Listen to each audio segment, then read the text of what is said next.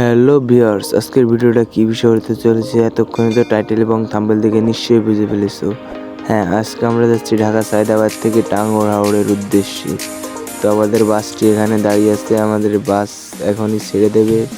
ভিডিওটা না টেনে না স্কিপ করে দেখতে লাগুন, আপনাদের পুরো টাঙ্গুয়ার হাওড়ের গাইডলাইন দেওয়ার চেষ্টা করব। তো ভিডিওটি না টেনে না স্কিপ করে দেখতে লাগুন, আর ভিডিওটা ভালো লাগলে একটি লাইক, একটি কমেন্ট, একটি সাবস্ক্রাইব করে পাশে থাকুন আমাদের নতুন চ্যানেলে। তাহলে চলেন ভিডিওটা শুরু করা যাক।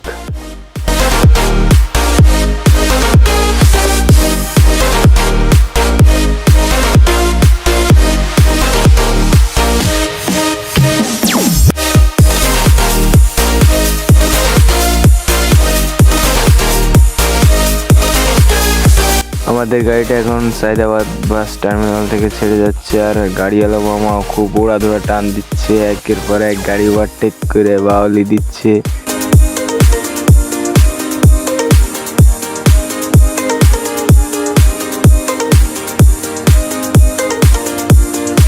বাসটি ময়মনসিংহ এসে একটি যাত্রা বিরতি দিল 10 মিনিটের। তো যাত্রা বিরতিতে আমরা রাতের খাবারটাও সেরে নিলাম। রাতের খাবারে ছিল ভাত, মুরগির মাংস আর ডাল।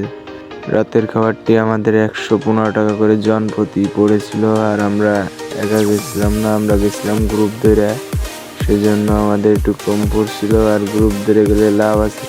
আর আমি একটা লম্বা ঘুম শেষ করে দেখি আমরা নেত্রকোনার মধ্যে চলে এসেছি, আর অল্প একটু সময় জার্নি করলেই আমাদের সুনামগঞ্জ চলে আসবো।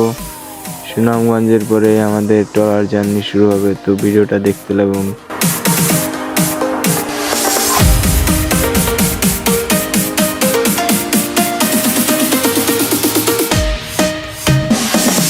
আমরা সবাই কোথায় যাচ্ছি?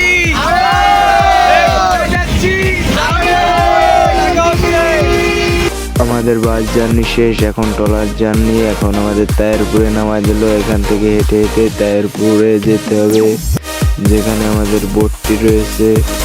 সেখান থেকে বোটে উঠে আবারই আমাদের বোট জার্নি শুরু হবে। তো চলো দেখা যাক।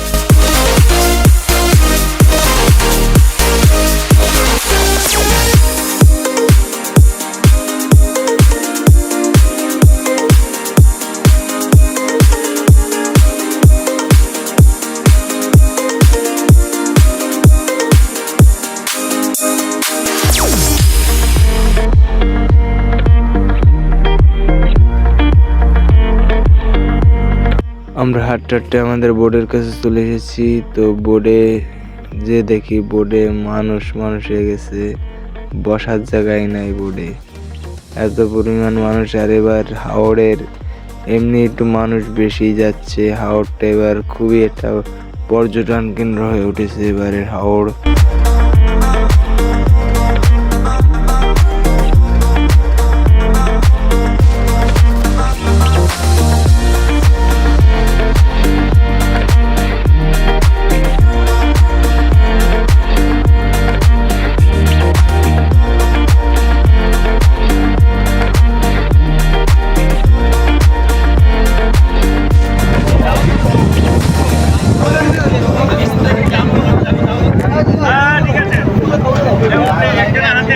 আমার পাশে এটা বন্ডু।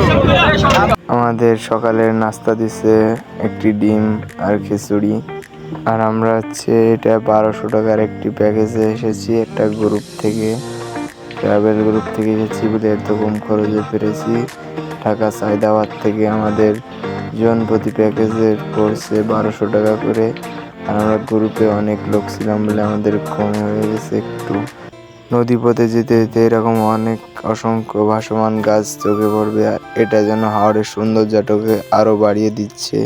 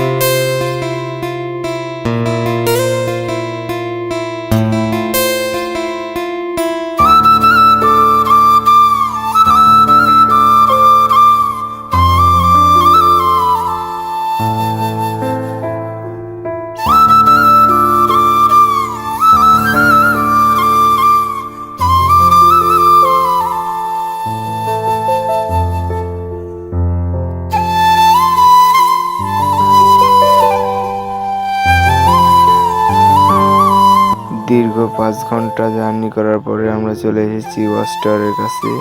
ওয়াস্টারের কাছে এসে এরকম একটি নৌকা নিলাম আমরা। জনপ্রতি ভাড়া পড়েছে 50 টাকা করে। আর ওয়াস্টারের উপর থেকে নদীর যে ভিউটা, সেটা একটা অন্যরকম ভিউ ছিল। প্রকৃতি যে এত সুন্দর হতে পারে সেটা আপনি টাঙ্গুয়ার হাওরে না আসলে বুঝতে পারবেন না।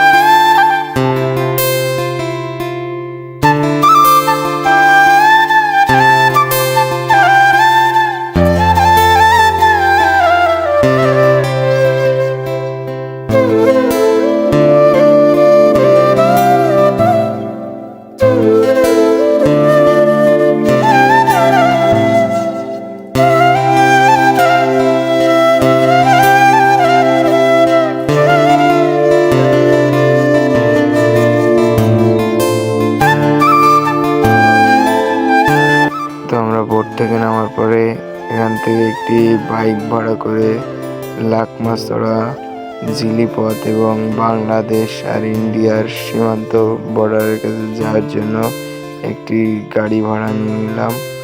গাড়িতে আমাদের জনপ্রতি ভাড়া পড়েছে 200 টাকা করে। এখানে দাম দর করে নিতে হবে, নাহলে বেশি নিয়ে যেতে পারে আপনার ধার থেকে। আর ভিডিওর মধ্যে কথা বলবো না, কথা বললে ভিডিওটা ভালো লাগবে না। আপনারা জাস্ট ভিউটা দেখতে লাগুন, কত সুন্দর ভিউ। এত সুন্দর ভিউ আপনি না ঘুরলে বুঝতে পারবেন না যে আমাদের পৃথিবীটা এত সুন্দর, যে আমাদের বাংলাদেশে এত সুন্দর সুন্দর ঘোরার জায়গা আছে। তো ভিডিওটা দেখতে লাগুন।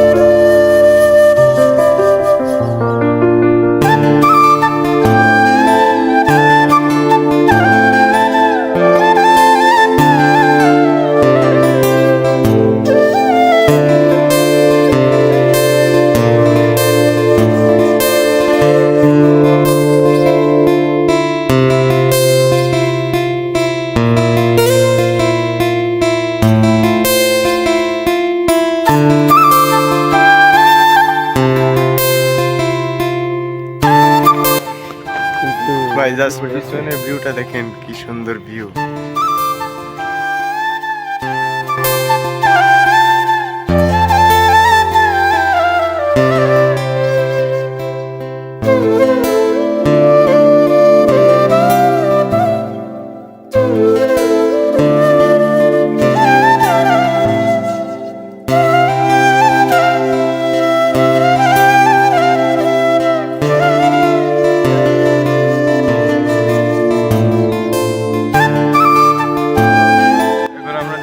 লাকমাছড়া ঝর্ণাতে।